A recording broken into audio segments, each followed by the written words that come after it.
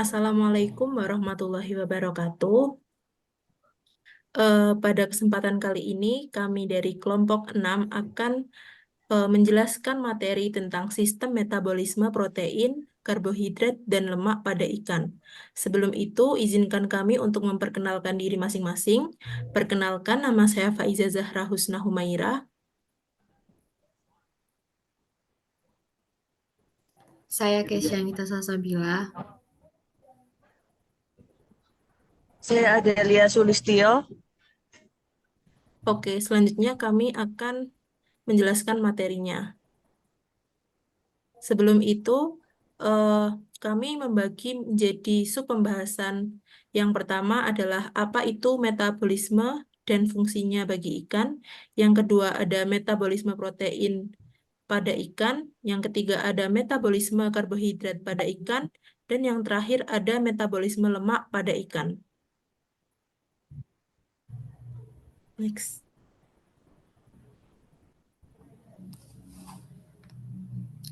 Oke, sebelum masuk ke materi, saya akan menjelaskan tentang apa itu metabolisme. Metabolisme yaitu segala proses kimia yang terjadi dalam tubuh makhluk hidup. Proses metabolisme terbagi menjadi dua, yaitu anabolisme dan katabolisme. Next.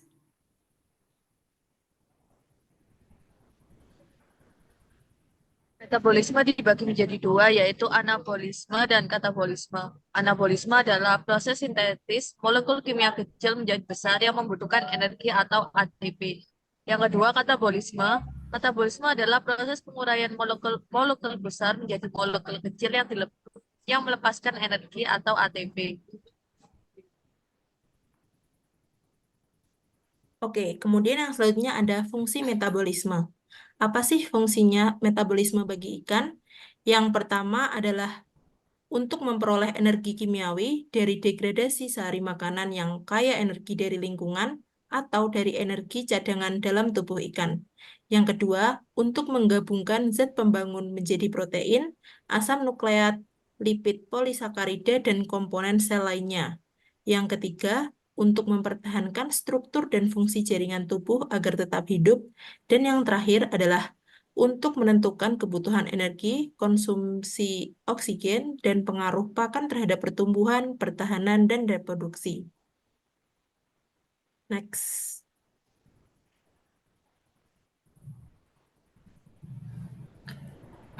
Oke, selanjutnya saya akan menjelaskan tentang metabolisme protein pada ikan. Next.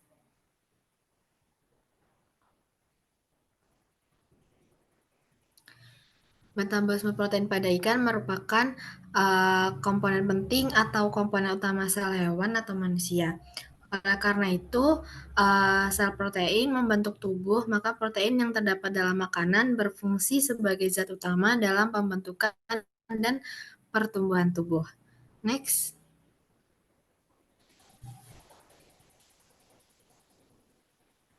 Nah, untuk metabolisme protein pada ikan melibatkan proses degradasi atau katabolisme dan sintesis atau anabolisme protein.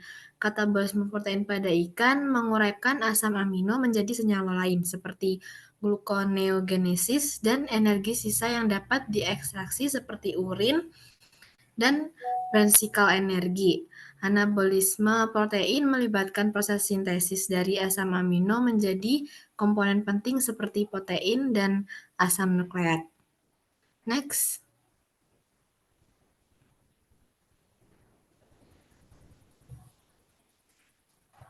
Nah, di sini saya akan menjelaskan proses metabolisme protein pada ikan. Yang pertama, makanan yang dikonsumsi oleh ikan atau intake of energy atau EA ini akan mengalami proses pencernaan, penyerapan, pengangkutan, dan metabolisme. Bagian makanan yang tidak dapat dicerna dan diserap oleh tubuh akan dibuang sebagai feces atau fecal energy.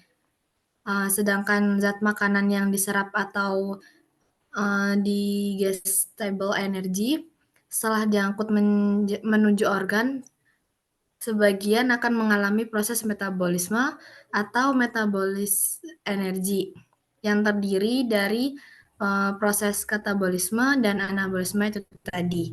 Bahan buangan tersebut masih mengandung energi, yaitu energi urin atau UA dan Brunsicle energy. Nah, untuk heat in treatment ini merupakan energi dalam bentuk panas yang dihasilkan dari proses katabolisme dan anabolisme. Energi bebas yang dihasilkan oleh proses metabolisme atau net energy atau NI ini selanjutnya akan digunakan untuk basal metabolisme atau HIA dan voluntary activity. Next.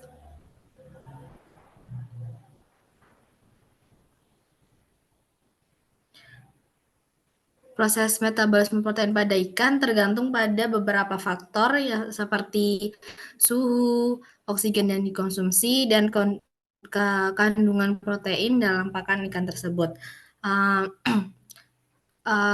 Metabolisme merupakan proses yang dinamis, yang dipengaruhi oleh beberapa faktor yang pada akhirnya dapat mengganggu perilaku dan kesehatan ikan tersebut. Oke, next.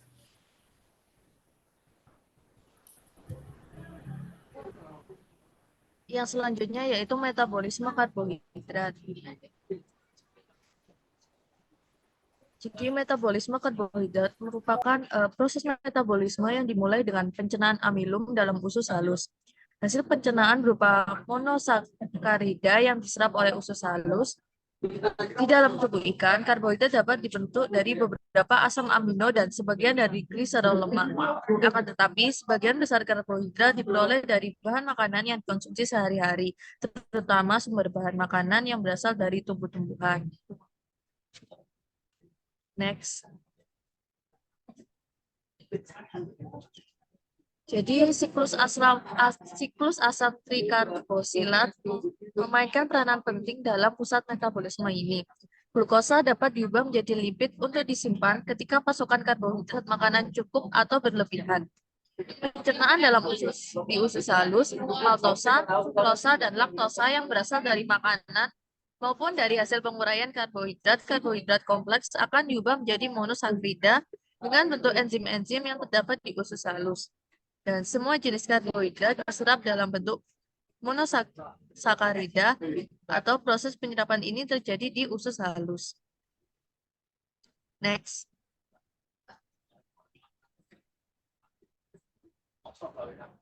Di bawah ini merupakan proses metabolisme karbohidrat pada ikan.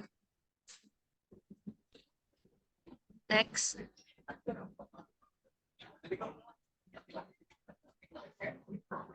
Kemampuan ikan untuk memanfaatkan karbohidrat tergantung pada kemampuannya menghasilkan enzim amilase sebagai pemecah karbohidrat. Pada proses pencernaan makanan, karbohidrat mengalami proses hidrolisis, baik dalam mulut, lambung, maupun usus. Selanjutnya, senyawa ini diabsorpsi oleh dinding usus dan dibawa ke hati oleh darah.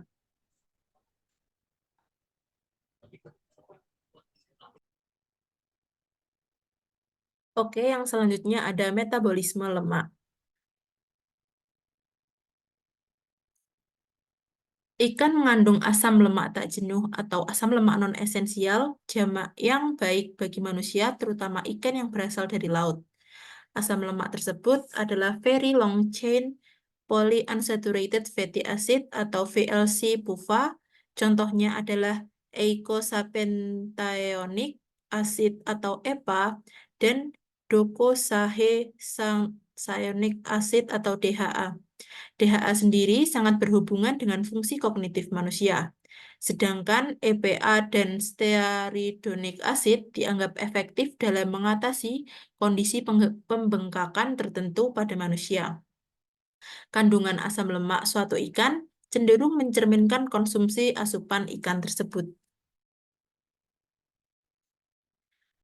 Kemudian ikan juga memiliki kandungan asam lemak esensial yang bermanfaat bagi manusia. Asam lemak esensial adalah asam lemak yang tidak dapat dibuat sendiri oleh suatu spesies hewan perairan atau dapat dibuat tetapi tidak mencukupi kebutuhannya. Meskipun tidak memiliki fungsi biologis utama, asam lemak esensial harus disediakan untuk keperluan biosintesis.